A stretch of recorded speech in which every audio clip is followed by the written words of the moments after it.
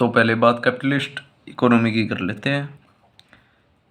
Capitalist economy, capitalist economy में समझाई दिया था प्रॉफिट मेन मोटिव।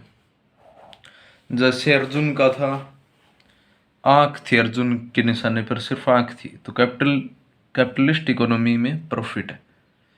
ठीक है, प्रॉफिट ज़्यादा से ज़्यादा हो। अब इसके मेरिट और डीमेरिट क्या है। मेरिट पहले देख लेते फायदे। एक, जीडीपी ग्रोथ ज़्यादा। जीडीपी ग्रोथ ज़्यादा, लोगों का जो रहने का जो स्तर है, एक स्टैंडर्ड ऑफ लिविंग, वो भी बढ़ेगा। स्टैंडर्ड ऑफ लिविंग भी इंक्रीज होगा जीडीपी ग्रोथ के साथ। पर कैपिटा इनकम इंक्रीज होगी, पर कैपिटा इनकम भी इंक्रीज होगी। ठीक है, अब डीमेरिट क्या क्या हो सकते हैं। डीमेरिट कह सकते हैं कि एक जो अनएम्प्लॉयमेंट की प्रॉब्लम है, जो बेरोजगारी की प्रॉब्लम है, शायद वो भी सॉल्व ना हो सकता है। लोग लेबर की बजाय मशीनरी का ज़्यादा प्रयोग करें, लेबर इंटेंसिव होने की जगह कैपिटल हो। समझ रहे हो, इंटेंसिविटी पे प्रभाव डालता है सीधा कैपिटलिस्ट इकोनॉमी। अनएम्प्लॉयमेंट और सोशल वेलफेयर तो होगा ही नहीं। सोशल वेलफेयर, अब एक जो लिकर शॉप चला रहा है, जो शराब बेच रहा है, वो ये थोड़ी ना सोचेगा कि मैं शाम को शायद इसको भी रोजगार दूं, इसको भी, या फिर इसको खाना दूं, मिड डे मील की स्कीम, ऐसा कुछ नहीं करेगा, सिर्फ प्रॉफिट। और आप भी कहीं ना कहीं प्राइवेट सेक्टर में हो तो आप भी शायद प्रॉफिट मैक्सिमाइज करने की सोचेंगे, ना कि कहीं पर और भलाई करने की। समझिए, तो मिक्स्ड इकोनॉमी। अब ऐसे कहेंगे यहाँ पर तो प्रॉफिट भी देखा जाता है, प्रॉफिट प्लस में सोशल वेलफेयर। अब देखने वाली तो बात ये वेलफेयर यहाँ पर है, देखने वाली सोचने वाली बात ये भी है, इसमें सर मेरिट तो बहुत होंगे और डीमेरिट कम। हर किसी काम में अगर फालतू अमृत भी हो तो जहर का ही काम करता है, तो इसमें भी डीमेरिट्स हैं। पहले मेरिट देख लेते हैं। एक, सोशल वेलफेयर हो रहा है, एक साथ साथ जीडीपी ग्रोथ भी हो रहा है। जीडीपी ग्रोथ हो रहा है, लोगों को रोजगार मिल रहा है, एम्प्लॉयमेंट। और डीमेरिट की, डीमेरिट डीमेरिट जो है इसमें, सॉरी दिख नहीं रहा, डीमेरिट ये है, ये प्राइवेट प्लस गवर्नमेंट, ये दोनों के भी आप पर काम करता है। प्राइवेट प्लस गवर्नमेंट दोनों के भी आप पे। प्राइवेट सेक्टर तो चलो ठीक है, अब गवर्नमेंट सेक्टर जहाँ पर होगा वहाँ पर करप्शन भी होगा, तो ये करप्शन लीकेज की प्रॉब्लम इसमें आती रहती है मिक्स इनकम में। ठीक है, अब सोशलिस्ट इकोनॉमी, सोशलिस्ट इकोनॉमी दिख रहा है, सॉरी सोशलिस्ट इकोनॉमी जिसमें सिर्फ वेलफेयर हो, सोशल वेलफेयर। शायद मेरे हिसाब से किसी की तो सोशलिस्ट इकोनॉमी नहीं है मेरे ख्याल से, बाकी मैं सर्च करके देख लेता हूँ, अगर हो तो मैं नेक्स्ट क्लास में बता दूंगा आपको पता करके। मेरे ख्याल से तो नहीं है, जितना मैंने आज तक पढ़ा है उस हिसाब से तो अभी तक किसी देश की सोशलिस्ट इकोनॉमी आई नहीं है। बाकी अगर होगी तो हम देख लेंगे नेक्स्ट क्लास में। ठीक है, तो इसकी मेरिट क्या क्या है। सोशलिस्ट इकोनॉमी की मेरिट तो सर यही है, सोशल वेलफेयर हो रहा है,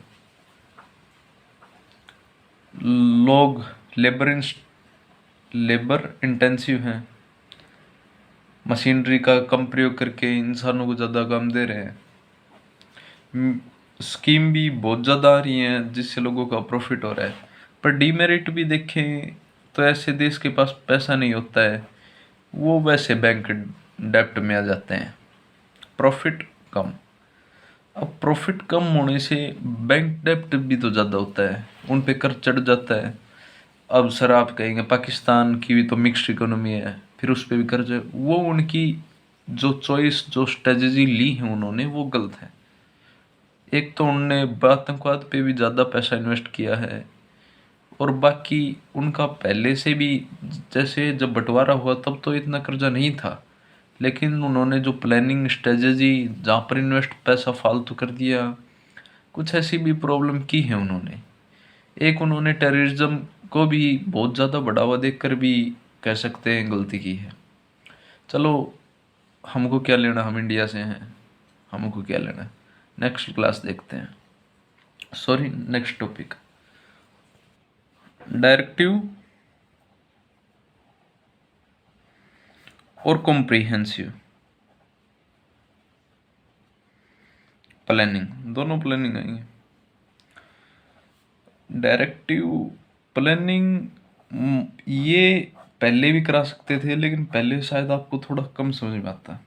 ये चैप्टर इसी में ही है, लेकिन ये सेकेंडरी पॉइंट बनता, तो हमने ये इकोनॉमी पढ़ाना पहले से ठीक समझा। आप देखिए आगे। अब इसमें डायरेक्टिव और कंप्रीहेंसिव में फ़र्क क्या है। कंप्रीहेंसिव सोशलिस्ट इकोनॉमी,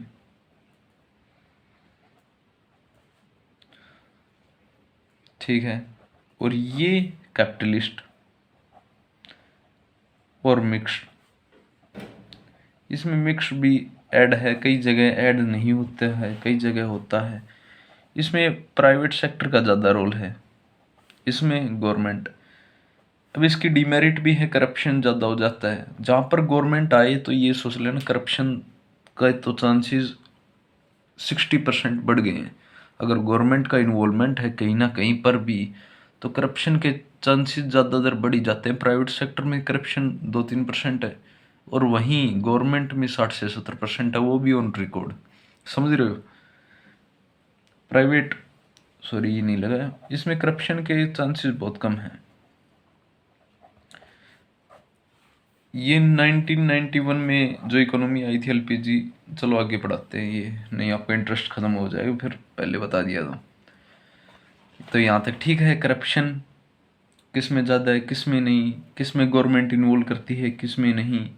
कंप्रीहेंसिव देखें तो इसमें गवर्नमेंट का रोल है, और ये थोड़ा बहुत प्राइवेट भी है। इंडिया की कॉम्प्रिहेंसिव है, वो सॉरी मिक्स इसमें लिख दिया था कि कोई नहीं। इंडिया की कॉम्प्रिहेंसिव है। डायरेक्टिव चाइना, इसमें गवर्नमेंट का रोल है ही नहीं, सारा जो काम है वो प्राइवेट सेक्टर का इन्वॉल्वमेंट में, ठीक है। अब ये देख लेते हैं, ये फ्री प्ले है, ये free play of market forces. Market forces मतलब जो प्रोडक्ट, जिस, जैसे कहते हैं ना, कुछ जैसे कुछ चीज़ें बनाई गई हैं, अब कुछ प्रॉफिटेबल के लिए है। अब सोशलिस्ट में तो क्या होगा, प्राइस कम रखी जाएंगी ताकि जो पुअर पर्सन है वो भी अफोर्डेबल हो, लेकिन इसमें ऐसा नहीं होगा। इसमें लोग प्रॉफिट, फ्री प्ले का मतलब है जैसे चाहे वैसे प्रॉफिट कमाएं, गवर्नमेंट कोई इन्वॉल्वमेंट नहीं है, लेकिन तब तक जब तक वो टैक्सेस पे कर रही हैं और रूल और रेगुलेशन के हिसाब से चल रही हैं थोड़ा बहुत, ठीक है। Free play of market forces, इतना ही मैक्स है। और आगे देखते हैं। अब जो प्लानिंग है वो भी दो टाइप से की जाती है। प्लानिंग, प्लान्स हैं वो भी दो टाइप्स। एक जो छोटे प्लान है, एक बड़े प्लान है। लॉन्ग टर्म, एक शॉर्ट टर्म। शॉर्ट टर्म क्या मतलब क्या है, less than 5,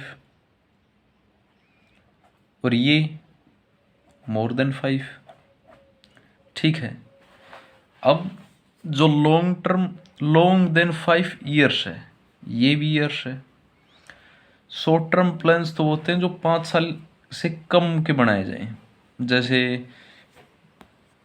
जैसे एक प्लान हुआ था 3 ईयर प्लान 1966 से 1969 तक, वो फूड की मैक्सिमाइज करने के लिए, जो फूड की कटौती है उसे पूरा करने के लिए बनाया गया था।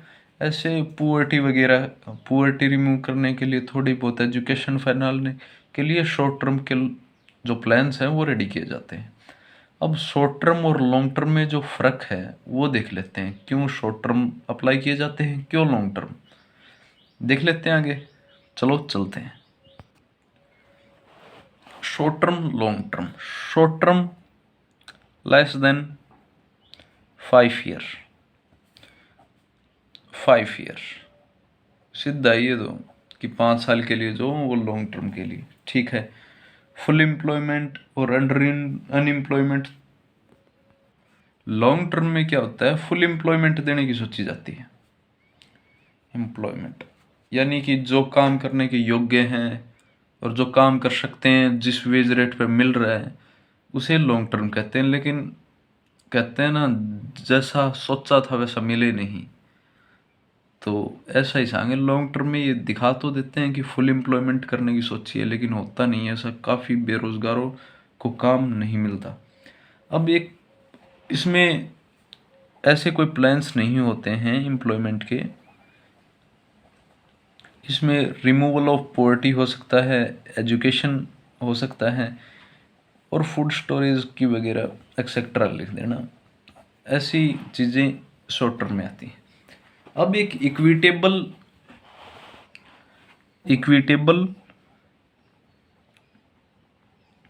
और equal distribution of income, Y लिख देता हूँ। इनकम डिनोट होता है वाई से, ये तो पता होगा, 11th में पढ़ा है। इक्विटेबल और इक्वल डिस्ट्रीब्यूशन ऑफ इनकम। तो इक्वल और इक्विटेबल में फ़र्क क्या है? इक्वल का मतलब बराबर, ठीक है। इक्विटेबल में स्किल के अकॉर्डिंग बराबर। इक्वल और इक्विटेबल देख लेते हैं।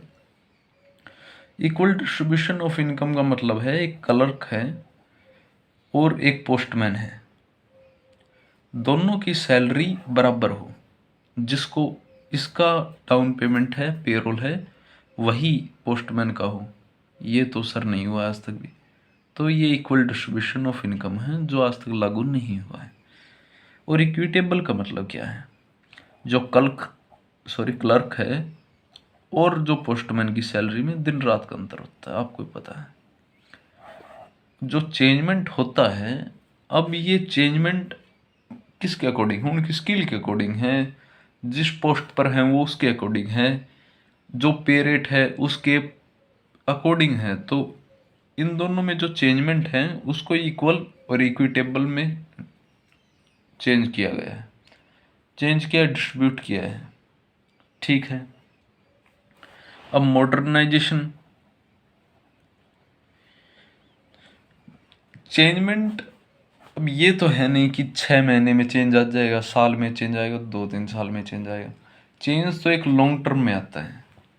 जैसे मॉडर्नाइजेशन है, मॉडर्न का मतलब ऐसा नहीं है कि ड्रेस चेंज कर ली या फिर कुछ और।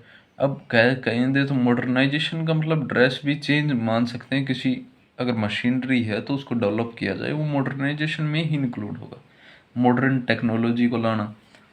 सेल्फ सफेंसी सफेंसी सेल्फ सफेंसी का मतलब क्या है? खुद से पर्याप्त। जैसे मेड इन इंडिया है, इन इंडिया शायद 2014 में आया था। 2014 की जो एक ये मेड इन इंडिया स्कीम है, पहल है, वो सेल्फ सफिशिएंसी के ही अंदर है, ठीक है। तो ये है, ठीक है। बाकी नेक्स्ट क्लास में करते हैं हम आगे। इसके मेरिट डिमेरिट, कौन सा लॉन्ग टर्म का प्लान था और कैसे हुआ, क्या क्या थी बातें उसमें, और भी बहुत कुछ नेक्स्ट क्लास में पढ़ते हैं। तब के लिए पीछे का रिवाइज करें। और एक MCQ की भी क्लास मैंने कल परसों अपलोड की थी, तो वो भी ज़रूर देखें। ठीक है स्टूडेंट्स, मिलते हैं नेक्स्ट क्लास में।